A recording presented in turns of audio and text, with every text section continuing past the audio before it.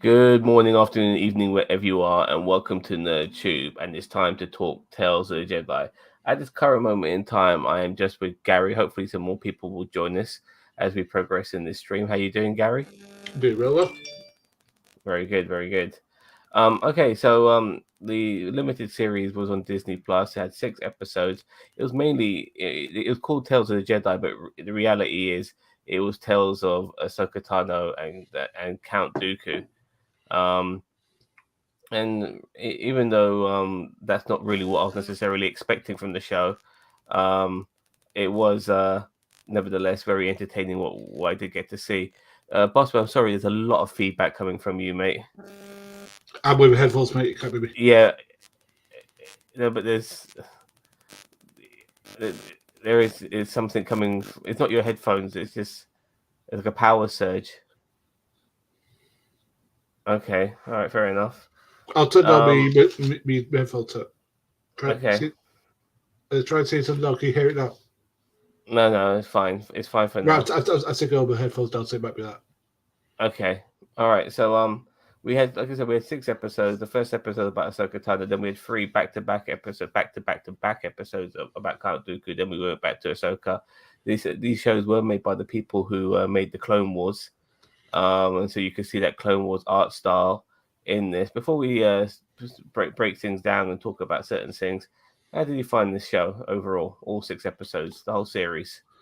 Uh, that's a difficult question because there were really good episodes and there were really bad episodes. And overall, I think it was a little bit disappointing, to be honest with you. Again, um, I thought that there were some really good bits. But in my opinion, again, we're going to get into when we break down the episodes. I thought there was only like 2 episodes that I thought were really good, and one of the, as I said, the rest of them uh, were kind of either there or kind of just were a bit ponderous, and I don't even if it just felt like he was really delved into a character study. He only did like 6 minutes. It didn't worry into the sort of people they're in. It's like you couldn't really see like the corruption and stuff like that. But overall, it. I think I said this in the chat we have that I prefer the art style of Visions to this because this felt very dull-like, whereas Visions was very kinetic and had this sort of like hand-drawn quality, and this didn't really have that, in my opinion. You never got into Clone Wars. Not really. Fair As I said, enough. I prefer Visions and their art style. Fair enough. Fair enough. I have to say that I very much enjoyed the Count Dooku parts of this show. In a way, it kind of mirrored some of the things with Anakin and his turn to the dark side. It was knowing that he's going to turn to the dark side as well, and watching the progression and some of the things that he did during the course of his life that made him follow that path was fascinating. And yeah, like him fighting Yaddle and all of that was knowing that this was going to be the case, and also it kind of answered the question regarding where the hell Yaddle's been since episode 1. So it was a good way of tying things up. My only problem is, and it's regarding both Dooku and Anakin, is like they know that the corruption and Palpatine has been basically playing both sides. Yet they go on about the corruption of the Jedi or the Jedi being disillusioned, the corruption of the Senate. But Palpatine's been playing both sides all along, and they know that. They know that. Yeah, you know what I mean. And yet they somehow still fall to the dark side, um, and join the court, and end up being the very corruption. The very embodiment of what they despised. Earlier on when they were Jedi's. So I find that really, really hard to grasp. At times when I see shit like that. We saw it with Dooku, we've seen it with Anakin. I find it very weird. I'm not sure how you feel about that. I get what you mean that like because like not only is he working with the Senate, but he's also working with um The separatists, the with, separatists. with the union separatists and all that sort of stuff. So it's like he's Yeah, kind of like he's playing. I think there's a word for it. He's playing both sides against the middle, or whatever the term is. He's playing or both sides, and they're yeah, playing both it's sides against each other. You know. Tito, get your ass in here. Sorry, just Okay, keep going, boss man. but yeah, as I said, it's I agree with you, but again, I disagree with what the best episodes were. The best episodes for me personally were the first and the last one You like the because first episode?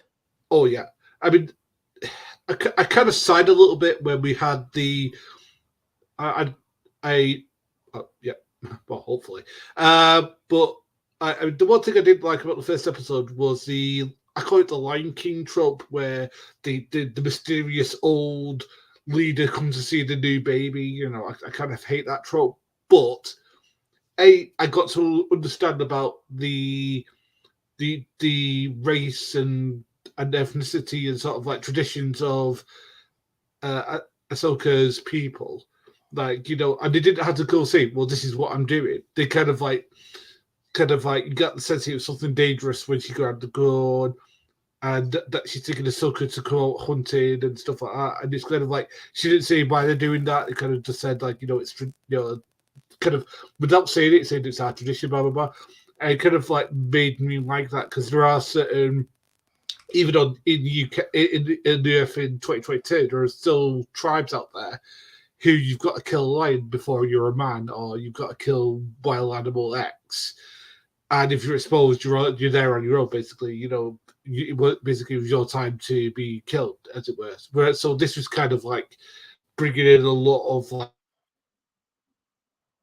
And Gary's frozen. Okay. Um, whilst he's frozen, I will continue. Is it him frozen? Or it's me frozen. Just double checking. Let me quickly check on the stream. Yeah, yeah, he's frozen. Okay. Um, let me quickly tell you how I feel about the first episode. I felt like this sort of Native American style tribe thing has been done many occasions, most notably with in the film Avatar with the Na'vi.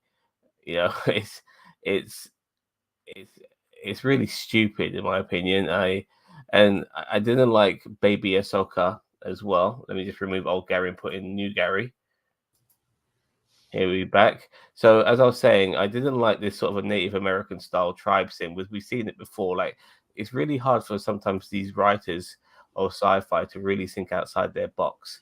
No, but I mean, I mean, I'm going to speak for myself. It's good to see that. I mean, you're obviously playing for like Earth, so like you know, African, Native American tradition to kind of be It's the proper same. Native American. It's proper Native American, you know, the tribalism and all of that sort of stuff regarding, you know, only killing what we can eat and not overdoing it and stuff like that. Some of the things you see in Native American tribes and so on, and the markings and stuff like that, which is a bit African as well as Native American and all of that. But they went down the Baby Yoda route with this first episode. I mean, Ahsoka Tano like being this cute little baby, and you know they're gonna probably sell some fucking Ahsoka Tano baby toys with this bullshit and the bloody animal that but grabbed her but decided not to kill her at all. It was good to. Right. Yeah, but I just find it weird that animals like this animal didn't like just brought her back alive and then maybe was thinking, okay, I'm gonna kill her now. That was just weird, you know, like A he lot of was animals do that. they do. Yeah. They do like, but this thing's got claws in it, so this thing's got you know like teeth and stuff. It grabbed it, you know, like it wasn't. It wouldn't give it a second chance. This is a. Let me just say this. You know, this predator was like a lion. Lions don't do that. Tigers don't do that. You know, I mean that's what is representing that particular animal. They don't do that. They just stick their jaws in it and they take it. You know, if they can kill it at the same time, great. But nevertheless, I thought that was really stupid. And then Osaka was able to use her force powers to convince the bloody tiger to take her back to her tribe again and all of that. And then the old lady goes, "Yes, Jedi," and stuff like that. It was a fucking terrible episode. I really, Really, I thought the opposite. I thought it was really great. And I'll tell you what I thought it was really great. I thought it was really great because it gets across this idea that again that Jedi don't have to be, these offensive warriors. That they're all about defense, or are all about What trying what to what communicate with what nature. what Jedi are you talking about, dude? But they're a fucking bunch of tribal people. There's no fucking Jedi there. You know what I mean? No, They're but just a what bunch. I'm saying is that she is a Yeah. Jedi, and we know she's a Jedi. No, she's a force sensitive person who could easily be Sith as well as Jedi. She's force sensitive. There's a difference. You Yeah, know what I but the mean? thing is that Sif would have just killed that creature, whereas she communicates it. She understands it's a part of nature, that it's one with the Force. And this is the thing. What I liked about it was that it wasn't just using outright force. It was like, no, this is how she dealt with it. She was a baby. She understood that it wanted something, and she said, and she was like, "No, I'm your friend." And the thing is that kind of brought me back to why I like this particular film series. That it doesn't have to be about that sort of thing. You know what I mean? But I get what you mean. That it feels a little bit hackneyed in that, it's stuff we've seen before with like Avatar or Dances with Wolves or something like that. You know, But this felt like that. You know, all of this felt like that. You know, no, but I mean, but I thought it was. I mean, I agree with you, but I thought it was done well. Well, look, let's read some comments here from these dickheads. Cousin Get your Cheeto ass in says, the Cheeto. I'm eating with my kids. Sorry." Daniel Vance says, "Sorry, I'm still practicing my force freeze." Ha ha ha. Cheeto from Booney. I thought instantly about the Ahsoka baby toy. You're damn right, dude. And more Booney.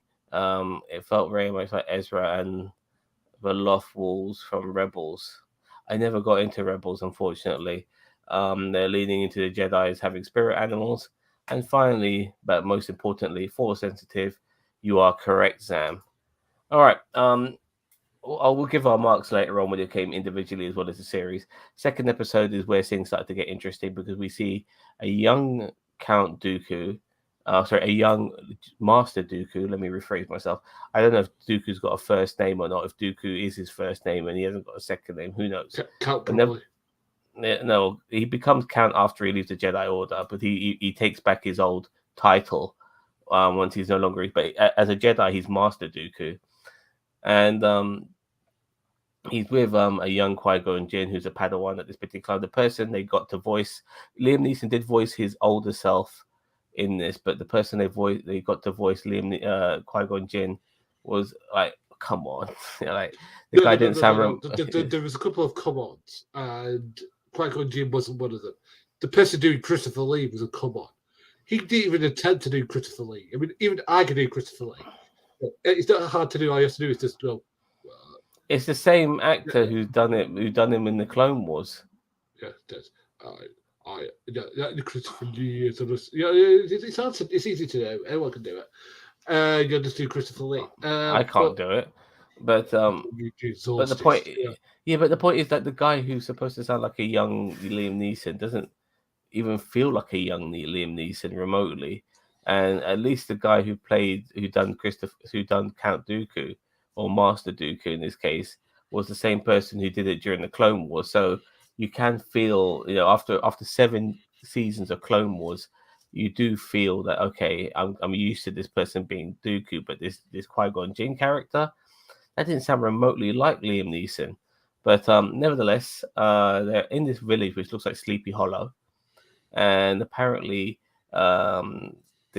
somebody's kidnapped the mayor or the senator's son, and we find out it's the village people who've actually kidnapped him because the village is being treated like shit. It's one of those oppressed by your leader type things. We've seen it many times, and you see obviously Dooku obviously doing understanding the situation and taking things in the right way, but maybe taking things a little bit too far. Trying to kill the senator's trying to kill the actual senator whilst he has his son there. But even his son wouldn't want that, But it was a good episode. It kind of showed you those early steps into the path of the dark side that Dooku would end up going down. How did you find it? This is the kind of hackneyed I don't like, where it's like kind of, the son goes to where somebody from the bad guys goes to the enemy side and see how bad they have it, and is persuaded that the bad guys are really decide that they were for that plot's been done a million times. And it wasn't done particularly well here, to be honest with you. I mean, the one that kind of changed the character the most was Dooku, as you were just saying. He was like, he was all for force. And again, how people couldn't see his turn coming is beyond me. Because in this, he was very violent. He was very he wasn't about peace. He wasn't trying to trying to calm the situation down, which is what Jediism is about. It's not trying to get this person to understand that the people are suffering and stuff like that. It kind of was like, I disagree. I felt that they were put into a corner because they were fired upon by the enemy. They never started the fight. They ended up having to defend themselves, and then the villagers were getting killed. And eventually, Dooku realized the only way to stop this was by taking out the leader. So he was put in a position, and obviously he went a bit too far, but it definitely wasn't his fault. And look, we already know that Dooku's turning to the dark side, so this is not really about the destination; it's the journey. How did he get there? You know what I mean? So, this was one of those reasons how he got there, in my opinion. I just want to quickly, just a couple of things in the comment. When Ahsoka and Anakin bow, they bow looking at one another, and then Dooku in the eye. This is a bow one gives to the enemy, foreshadowing. Okay, and Cousin Cheeto, this is where Cousin Cheeto needs to revoke his nerd identity because he didn't realize that the Padawan, Patwa one, what are you trying to say, with Dooku, with Jin, and was Jin until halfway through. Like, what the hell, mate? What the bloody hell? I know he didn't sound like Liam Neeson, but look at the fucking features, my son. All right. You were saying, boss man. Yeah, I was just saying that, I don't know. I mean, it would have been better if, let's say, for example, they do what they're doing, and all of a sudden a rogue shot hits Qui-Gon Jinn in the arm. He goes down, and all of a sudden that's what causes him to but people were killed. Like there were villagers who were being killed. So that's it. So yeah, me too. But come on, you know what I mean? Come on, like Jesus Christ, man. You know what I mean? You got like blonde highlights under that fucking hat of yours in that picture in your profile, for fuck's sake. All right. Yeah. Anyway, we get the next episode now. It's regarding an investigation. It's called, by the way, the first two episodes. The first one was called Life and Death. The second was called Justice. The third one is called Choices, and it's basically an investigation. And it's done by both Dooku and Mace Windu as well. So this is obviously maybe a period in Mace Windu's life where maybe he's just become a Jedi Knight, or a Jedi Master even. Yeah, you're damn right, Daniel Vance. You're damn right. Yeah, you're damn right. Like, seriously. Like, this is this is his excuse. I'm more of a Trekkie. I'm more of a Trekkie. Yeah, I'm more of a fucking Trek. No, that's not an excuse. That's not an excuse. All right? Don't fucking hide behind that Trekkie bullshit. All right. Yeah, you're damn right. There's 2 strikes against him. All right. Anyway, with Choices as well, sorry, they do an investigation. They find out that once again it's the people who are like the small people who are fighting it back against injustice as well. And once again, Dooku he's like discovering, like the rich get away, even though he's a rich person himself, but because he's a Jedi, he sees things differently. But he sees how the powerful people are basically persecuting the lesser people or the people who are not powerful, and it pisses him off and it leads him down that dark side thing again. How did you find this episode? The bits of it that are really good. Like, I love the fact that Mace Windu was like the more, kind of like seemed to be like, the like, Boy Scout. Yeah, it's kind of like he was like, we need to do this, and like Count Dooku seemed like more the kind of like, rebellious. No, we don't do this. We do this and this, and I kind of understand Mace Windu's character more, which is that he does want to do the right thing, but he wants to do it within the confines of the law, whereas Count Dooku kind of goes outside of it. So I like that aspect of it, but I didn't like the fact that the bad guys were just cannon fodder, just like these Well, just random people who just come up with guns. They weren't really bad guys. They were people who were oppressed, and I like the way Dooku said earlier to to Mace Windu, saying, you know, like your desire to follow the rules, you know, I find baffling, something along those lines. And yeah, because Mace Windu is a Boy Scout, and so much so that near the end of the episode, Mace Windu joins the Jedi Council, but they are obviously doing a investigation on the death of a particular Jedi, and obviously that's why they're there in the first place, because it's a big deal to them, but they want to take the body back to Coruscant to get a proper burial. And yeah, this is all the stuff they discover. Dooku even talks to one of the prisoners and says he understands where he's coming from, but, you know, but don't lose hope. You know, try to give your people morale and stuff like that. But yeah, once again, we see more of why Dooku was disillusioned with the Jedi and led him down the path to the dark side. So the third episode, called The Sith Lord. And by the way, these episodes were ranked, by the way, by IMDb. IMDb gave the first episode 7.2, second episode 8.4, third episode 8.4, but they gave episode 4 a 9.5. This is The Sith Lord. This is the Yaddle episode. And we see Qui-Gon Jinn voiced by Liam Neeson in this episode. And this is obviously during the course of episode 1, The Phantom Menace. They discovered Darth Maul and all of that. And we do have a time jump during the course of this episode as well. And at this particular time jump, it's only maybe during the course of episode 1. So this is obviously after they come back from Tatooine. Qui-Gon's already fought Darth Maul, but then we're at the period after Naboo where Qui-Gon has died to Darth Maul. So Yaddle obviously investigating, wondering what's going on with Dooku, but we see Dooku talking to Sidious, basically saying, he wasn't supposed to die, he was going to be an ally, but then Sidious counters by saying, I lost an apprentice as well. And there's a bigger picture and all of that. And then when Yaddle obviously catches him in the act, it's too late for Dooku. He's already gone behind the back of the Jedi, and he ends up having a sort of is that you farting?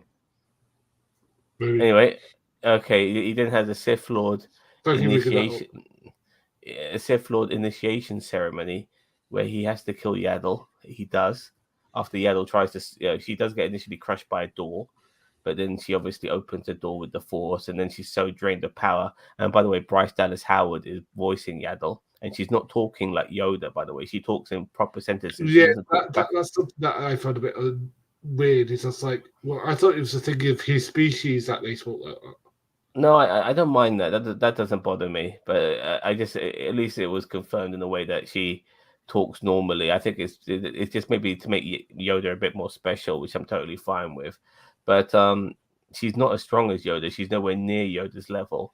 But she ends up not getting crushed by the door, but because she's so drained, she dies. And then we see. So Cheeto's coming in. So let me just quickly finish here, Cheeto. And then we just see. Hold on. Sorry. And we just see, obviously, him slay Yaddle, which was a very emotional moment. And then, he succumbed to the dark side fully. And he's now the apprentice of Sidious. And it was a great moment because we saw the origin of Count Dooku becoming the apprentice. And I'm very happy to have seen that. I never expected to see that in this. I thought Count Dooku is a bit of an enigma when it comes to his earlier life. And so it was really good to see some of it because we've only ever known Count Dooku as a Sith Lord. So it was really good to see all of this, the conflict within him and all of that, but then just giving into it and all of that. And it was great. Welcome, Cousin Cheeto, by the way. Hey. What did you think of this episode? Me? Yeah. I loved it. I thought this episode was great. I thought that the Dooku episodes of this whole series was absolutely superb. This is Jedi done right. Like, I know that we get oversaturated. I know I say I hate Jedi and I don't want to see them in anything.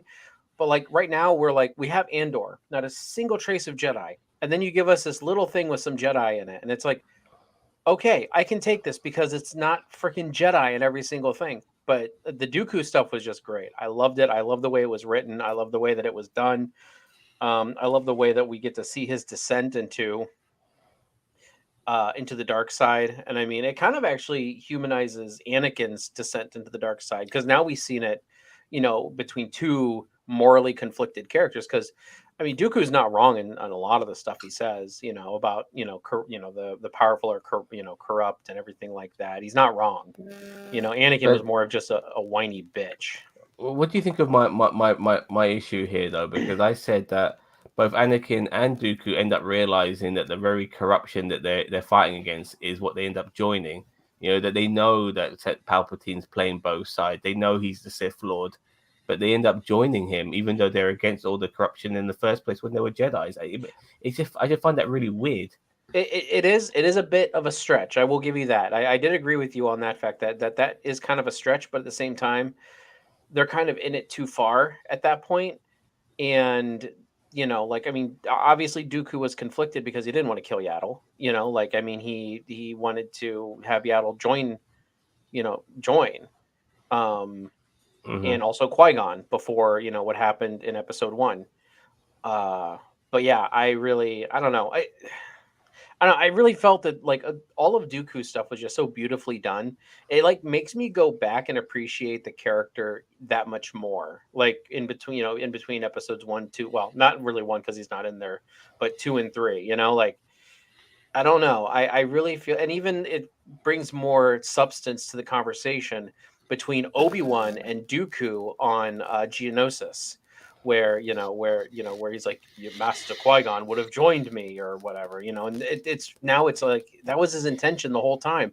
Like he wanted Qui-Gon to be there, and Yeah, it just it, Well, I'd love to. I mean, you haven't heard your thoughts on the other, the past episodes that we were just talking about. So, well, you guys go ahead and I mean, if you want me to go back through mine no. really quick. Well, what I want to know is like, did you regarding like the early episode? Did you see a lot of like parallels with Anakin as well? For instance, like Mace Windu joining the Jedi Council, Obi-Wan joining the Jedi Council, but then both not being part of the Jedi Council, or in a way, even Anakin he wasn't a Jedi Knight, and all of that. They pretty much followed a similar path. You know, what I mean, being misunderstood, feeling that the Jedi were not really getting involved in the way that they should be. You know, and all of that. It was pretty good. But like, just quickly, what was your thoughts on the first episode?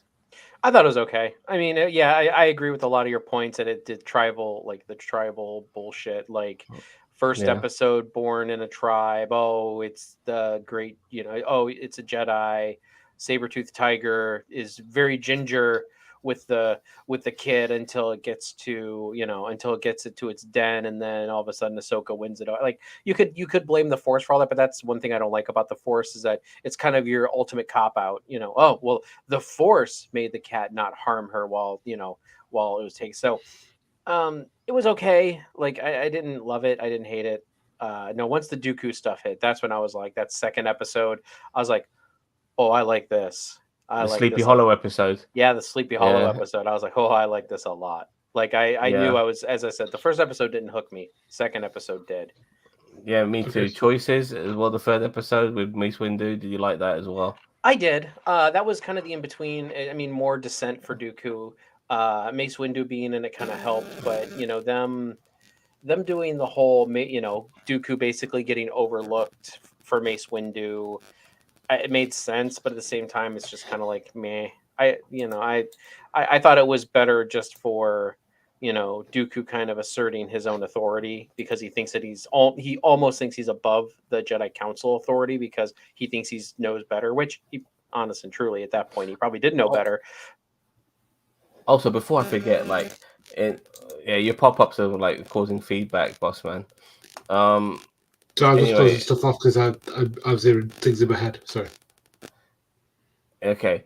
Like there was a really good part in episode 4 as well where he deletes the Geonosis files. You know, where they were creating Hmm. where they created the clones, because when when Obi-Wan was looking for information about where the clones were made, like he couldn't find the information on like where this Geonosis Camino. planet was. Oh, sorry, not Geonosis, Camino. I apologize. And that was really good, and knowing like it was really good seeing him delete those files. I really appreciate those little things. I really appreciated as well. And did you know that Yaddle wasn't at Obi-Wan's at Qui-Gon Jinn's funeral at the end of episode 1? So the reason, and obviously Count Dooku wasn't either because he wasn't created then, but nevertheless, it was because she was fighting Count Dooku in this. So yeah, it's really good continuity. All right, so that was all the Count Dooku stuff done. Now we're getting on to more Ahsoka Tano. Now the 5th episode was called Practice Makes Perfect. You got something else you need closing, boss man? Are you sure? All right. It's called Practice Makes Perfect. A Jedi Padawan is given a seemingly impossible exercise. So basically, we're just seeing. And by the way, this was like the most Clones Warrior episodes of all of them. Like everyone's here. Yoda's there, but Obi-Wan's there. Mace Windu's there, and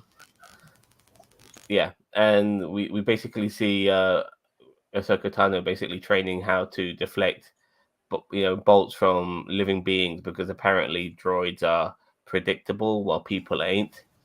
So we just see her constantly deflecting stuff, and then it leads all the way up to Clone Wars season 7, where she's with Rex, who's one of the people she saved from Order 66 when he was taken over by the chip in his head, but she managed to overheat it and basically save him from being a drone. And when she walks into that room and there's all those fucking clone troopers, there's like hundreds of them. I'm thinking to myself, Jesus Christ, how's she going to deflect all of that? But we never got to see that. But nevertheless, it was really good to see that all the training led up to that particular moment. I wonder if that's a part of a Clone Wars episode. Like it might be. I can't remember. I'll be honest with you, because I've seen the whole of season 7, but I can't remember that. Let me just quickly get to some comments here. As well as welcome cousin Cheeto. Daniel Vantas also said, a wizard Jedi is never late. They always arrive on time. And by the way, I'm glad you mentioned that, because I like the way Obi-Wan said to Anakin, "You're right on time," and Anakin thought, "I thought I was late," and then Obi-Wan said, "Yes, you are." And then Anakin said to Ahsoka, "You're right on time," and she said, "I thought I was late." He goes, "Yes, you are." So I love that. I mean, they're learning all the tricks from their masters. It was very good. But what do you guys think of the episode, Gary? I thought this was the third best episode in the series. I thought this was amazingly good. Like, I love the fact that he basically exhausts her and basically has these very trained shooters to basically shoot her with the flaming concussion blast, and he has to do it over and over and over and over and over and over again. To the point where she's just you can see that she's getting legitimately annoyed. It's like, but you can get to tell that they're. See, this is why I wish Ahsoka was a character in the films, because she comes across as somebody who kind of has sort of a. And we lost Boss Man. He's Boss Man. I keep telling him to turn that camera off, but he doesn't want to do it. Oh no, he wants to get his face on there, man. He's gonna be He's gonna be a world heavyweight champion one day. I'm not gonna be a world heavyweight. Ah, come on, man! You're gonna be world heavyweight champion. I believe in you. Okay. But the thing that I loved about it was that we got to see their sort of father-daughter relationship, and I kind of like that. And I wish it's something that they would have explored in the movie. I mean, I know Ahsoka wasn't created until after the movies, but it was something that I wish they had thought of. Would you say Ahsoka and Anakin are father-daughter? I would say more like big brother, little sister.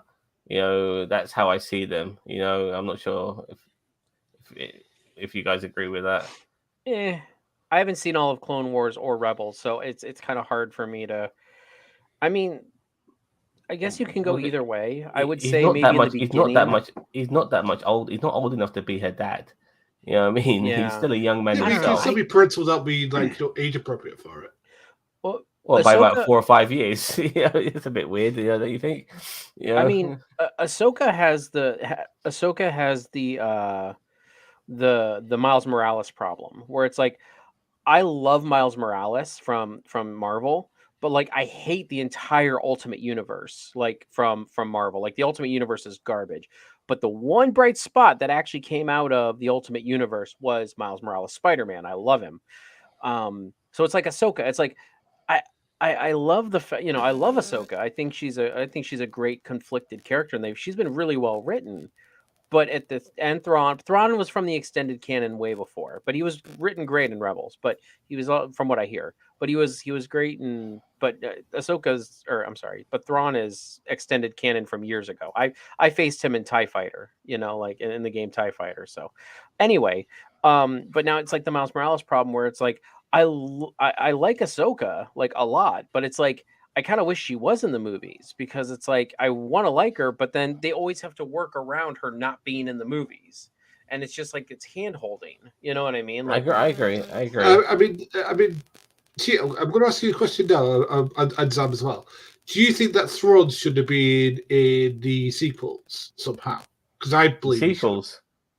As in the sequels, as in the sequel trilogy. the sequel trilogy.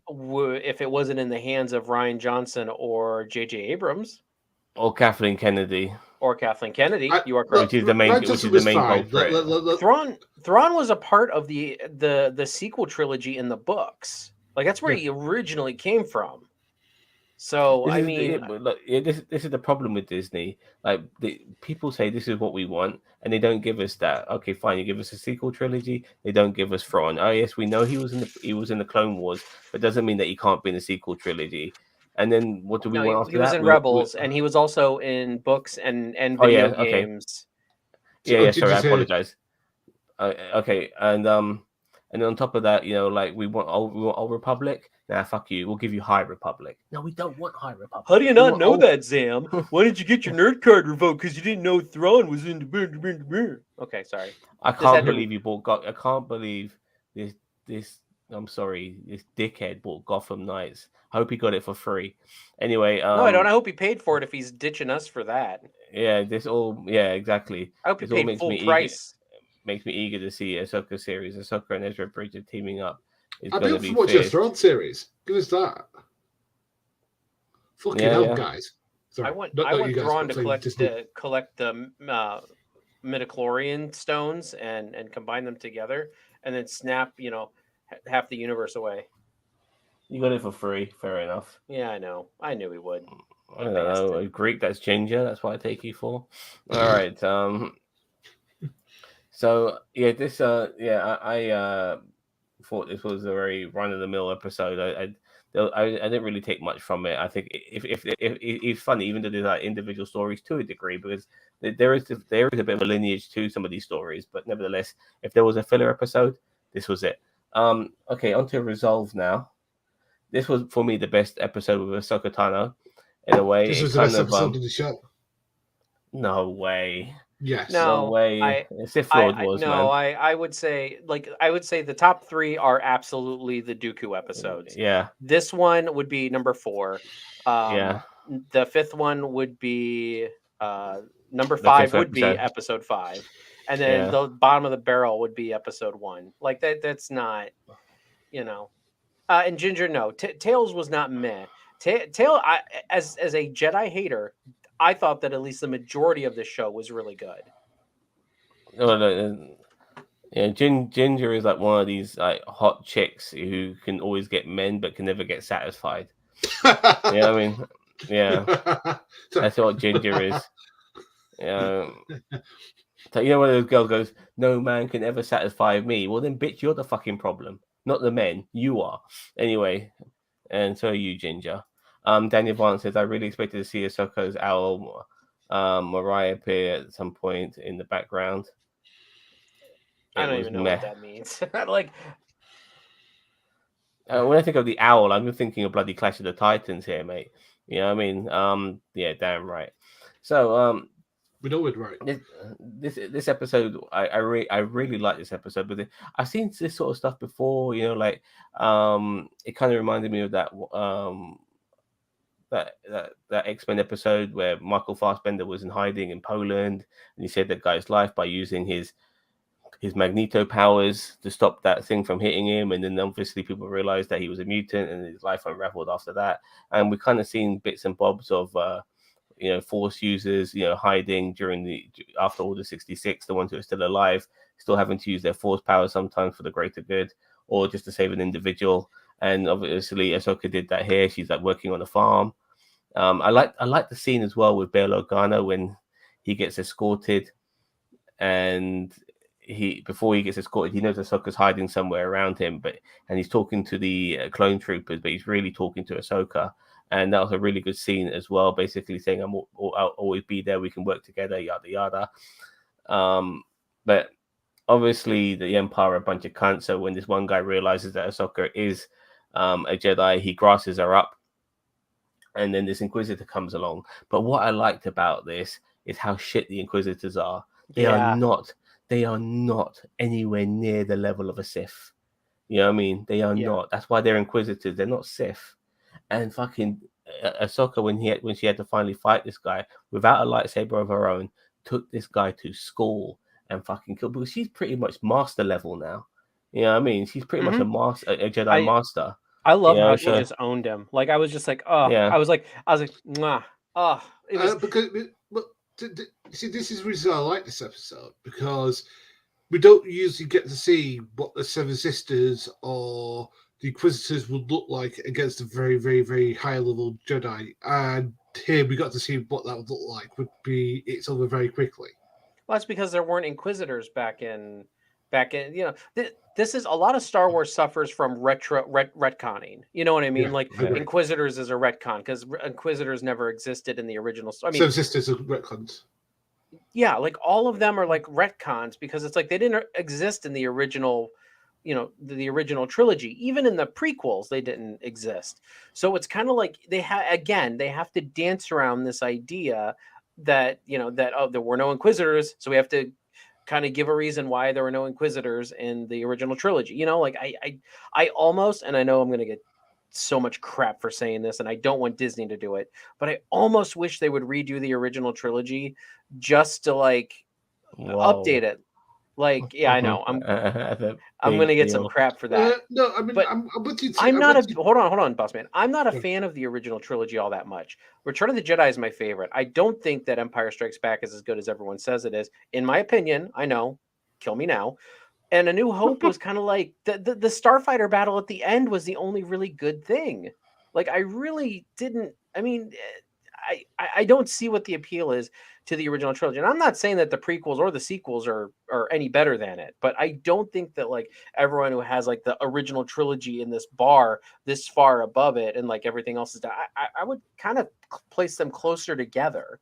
All right. What I would do is that maybe to fill in the gaps between certain episodes like 2 and 3. Sorry, I apologize. Between 5 and 6, you could have maybe Luke facing a couple of the last Inquisitors, and then taking them out, as a way to prove himself as a Jedi in a way. But because obviously he's more powerful as a person overall, he takes them out quite easily before he has to fight his father. And there is a pretty big jump for him between episode 5 and 6. I mean, and there's 5 years? Is it 5 years or is it a year? 3 years. I think it's 3 years. 3. So I mean, no, that's not a proper Jedi master by then. You know what I mean? But I don't want them to I don't want them to deep fake the whole movie. I just recast Sebastian Stan. I know, just do it. As I said, I'm not. I don't know. Star Wars is not. There's reasons why Star Wars is not my bag, and Star Trek has its own problems. But Star Wars is just a different bag of feral cats. And this is why me and Gio don't agree, because I think Empire Strikes Back is one of the best science fiction movies ever made, alongside Wrath of Khan. Well, I don't even think Wrath of Khan is as good as everybody makes it out to be. It's good, no, and I think Wrath of Khan is better than Empire Strikes Back. However, But honestly, Star Trek 6 is better than Wrath of Khan. Like Star Trek 6, The Undiscovered Country is much better than. Is that the one with the whales? No, that's 4. That's 4. No, see, that one. See, I've seen all the movies. I just the which is the one where they're under the prison planet? Is that Undiscovered Country, or is it the one where they fight God? That's 6. That's 6. I know them all. I know them all. You know, God is 5. You should bring up next time you start talking about Star Trek movies. You should bring up an actual list of what they are, so you know. No, I've seen them all. It's just there's quite a few of them. In my Daniel Vance is a Ahsoka realized the same thing Cassian did. There's no place is safe from Imperial control. Ginger Root said redo the prequels for a lot of stupid. They can't redo the prequels now. It's like they've immersed so much stuff, between the prequels and the original trilogy. It's very difficult. If anything, they need to redo the sequels. Redo the fucking sequels, man. If I was running Disney, here's what I'd do. Do a series where it does into the formation of the Seven Sisters and the Inquisition. Go into that. That goes into why would you not see them? Because you can see that be having them like a sort of like a secret, almost like a CIA or MI5 kind of secret group that we don't know about that kind of does covert stuff for the Empire. It has to be animation as well, by the way. I can't see that working as live action. Yeah, I know you can because you're into that shit, but I see the bigger picture. You know what I mean? It won't sell like Andor. That's live action. Nobody's fucking watching it, even though it's amazing. I'm not saying that your idea isn't going to be good. I just don't think it will sell. So that's why I would make it as animation. Yeah, I know it's not doing well because the last couple of Star Wars things have been shit, and it's turned people off. No, but Andor's not Obi-Wan Kenobi or Boba Fett. You know what I mean? That's also been an issue. He was a co-star in Rogue One. He wasn't even the main character. That was Jen Erso. Her character was the main. He played the supporting role, and now people are told to watch this show. And yeah, you're right as well. I do believe people have been burnt as well because Star Wars has been shit on the television shows. Obi-Wan being probably the one everyone expected to be the best one, and funnily enough, the one that nobody wanted to watch or nobody cared about has ended up being the best one, which is Andor, ironically. Undiscovered Country is my favorite Trek film. Oh, Ginger, look, there you go. You and Cheetah become best. Well, there you go. There's a topic we can talk about. We're back, baby. We're back. We can talk about Star Trek. There you go. There you go. There's one thing we can do. We can do Star Trek film. Yeah. And they're not now. We're not doing that now. But no. But eventually. Yeah. What are you talking about? I already did this. We already did a Star Trek tier list. Yeah, we did that. Yeah, it's somewhere in our archives of stuff. So I'm gonna rank these episodes now and give you a rank of the series as a whole. First of all, my number 1 will be the Sith Lord, which is episode 4. Number 2 will be episode 2, which was Justice, the Sleepy Hollow one. Number 3 will be Choices, which was the second one of the Count Dooku episodes. Number 4 will be Resolve, which was the final episode with Ahsoka. Number 5 will be episode 5, Practice Makes Perfect, and number 6 will be Life and Death. I'm not going to necessarily mark them. That won't be fair, but I'll mark the whole series. I think I'll give this show. I really don't do 0.5, but I might be persuaded this time around. I really am. This is the first time with there's 6 episodes here, so it's very hard to give another episode. So for a Blue Moon 0.5-ish, I'm going to give it right now. This is a 7.5 for me. Cousin Cheetah. I already gave my rank earlier. The only thing I would add to my ranking earlier was, I hold the Dooku ones top tier, all 3. I would probably put episode 4 with Yaddle, honestly, at the top, and then the other 2 are kind of interchangeable depending on my mood. And then obviously episode 6, 5, and then 1. So as a whole, I will probably give this a 7. I mean, I still think it was very good. But yeah, that first episode was for me, it was kind of dumb. And Ginger Greek is an absolute tool sometimes. So he gives it a 4. Ginger Greek likes nothing. Yeah, I mean, he likes Pornhub. All right, Gary. Pornhub 10 out of 10. All right, so I'll probably do 6, 1, 1. 4. Yeah, Gary. 1 is Gary for you. 4, 3, and 2. That's what I would do. That's my list, and I would give it. Do you know what? I'm going to agree with you two. I'm going to give it a 7. Fair enough. So it seems that this particular show is also it's been received really well by a lot of people, and most people are talking quite positive about it, especially because they appreciate some of the backstories and the fill-ins we got regarding certain characters. So I do think we will get a season 2 of this. Now, will they mix it up a little bit more? Hopefully, give a perspective from different I'd characters. like more Hopefully, Visions. I thought Visions was terrible. No, I never watched it. Like I never even got around to it. I prefer Visions really to that. Visions was like, it's funny because that one anime we saw, which was created by somebody who posted on YouTube back in like 2015, 2016. Oh, that was really great. That was great, and that was all about fighting ships and stuff like that. Dog fights in space, all of that. Every episode of Visions was pretty much Jedi and Sith, and I got fed up of it. You know what I mean? Like, come on, I can't handle this Jedi Sith shit. I felt like Cheeto, like this is just too much. I just wanted a bit of variation. Maybe have some Yeah, but I prefer the art styles of Visions to this.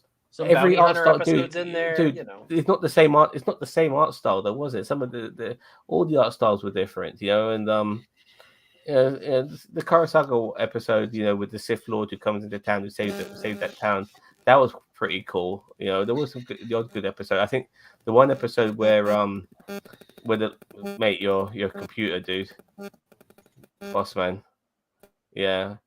Oh, seriously. But anyway, like the episode where the people who ignite their lightsabers, and if it turned out to be red, that they were Sith Lords, and then you find out that majority of the people were Sith Lords. That was a great episode, But yeah, other than that, it was shit. It was so bad. It became, like, as people say now, when it comes to doing reviews for certain shows, it felt like homework watching that. It really did. Couldn't stand it. Anyways, let's wrap this up now, guys. I don't know when we'll be back. There's also a lot of the shows are finished now. I think maybe Andor, I believe. We've got Wakanda coming up, but that's a film. Yeah, that's a film. I'm sure we'll find the time to review that when we can. We'll try and squeeze Andor that is in. next week, and Prodigy is next week, and me, Mage, and Bearded have done some Dragon Ball / Final Fantasy content that we've kind of been banking for a while, just because we've been so busy with reviews. So that stuff will be coming out. And yeah, we're kind of in a lull.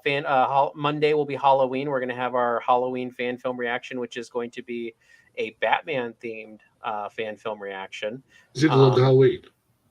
So, Is it Long Halloween? It's a Batman. No, it's not Long Halloween. It's a horror Batman film. But other than that, I thought there was something we were going to do on Monday, and I don't remember what it is now. Damn. But if it might come back to us after we end the stream. Yeah. So, but when I do the schedule this weekend, it'll be up this weekend with a new member of the NerdTube crew as a lower decker, coming out. So. Well, Daniel Vaughn says, speaking of visions, yeah, I did hear about this, Daniel. MCU is making a Vision special presentation called Vision Quest. I heard about that. It'll be interesting to see how that pans out. I find Vision to be... Sorry, go on. I think MCU's now getting into George Lucas, I can't do any wrong territory now with all this crap that they're doing for him. Well, now they've been like that for a while, which is why their stuff has been so shit recently. You know what I mean? They pretty much become... Special. Yeah, well, the Christmas special, I'm not gonna. I don't have an issue with that. It's a Christmas special. It's gonna be cheesy. It's gonna be It's gonna probably be bollocks, but it's a Christmas special. So what do you expect? You know what I mean? If anything, like Werewolf by Night was pretty good, and and that was a Halloween special. Anyway, I don't mind these specials now and again, as long as they don't feel obligated to make a special every year. Like that's what they have to do. Yeah, I'd rather them not. And but if they have something good like Werewolf by Night, do it, but don't feel obligated every single year to do something if you don't have something good. Don't churn something out just because, don't churn something out just because, you think you have to. But us as fans have to take the responsibility of not pressuring them to bring it out, without there being good. So. All right, Daniel Vaughn says check out the show called I can never say this word. Can you say it for me, Peripheral. please? Yeah, I can't say it. I'm afraid. I started last night and enjoying it. Okay, yeah. There's the devil one as well. The last with uh Doctor Who bloke in it. Anyway, any Star Trek fan films. Well, obviously, Jim, we're going to react to your one, and I'll show it to the boys a bit later. Um, because Jim's got a fan film he wants us to react to, Okay, and I'll be and we'll available and for we'll, that. and we'll do that for you, Jim. You know what he's cheeky, isn't he? He's cheeky by mentioning that. So Yeah, as I yeah, say, it's on the docket. We plan on it. Just this month has all been horror fan films because of October. So next year, don't bring out your fan film in September when there's nothing going on, so that we can get that. exactly. All right, then, ladies and gents. Don't forget to like, share, subscribe to NerdTube, the greatest YouTube channel you never heard of. We'll see you guys later, and live long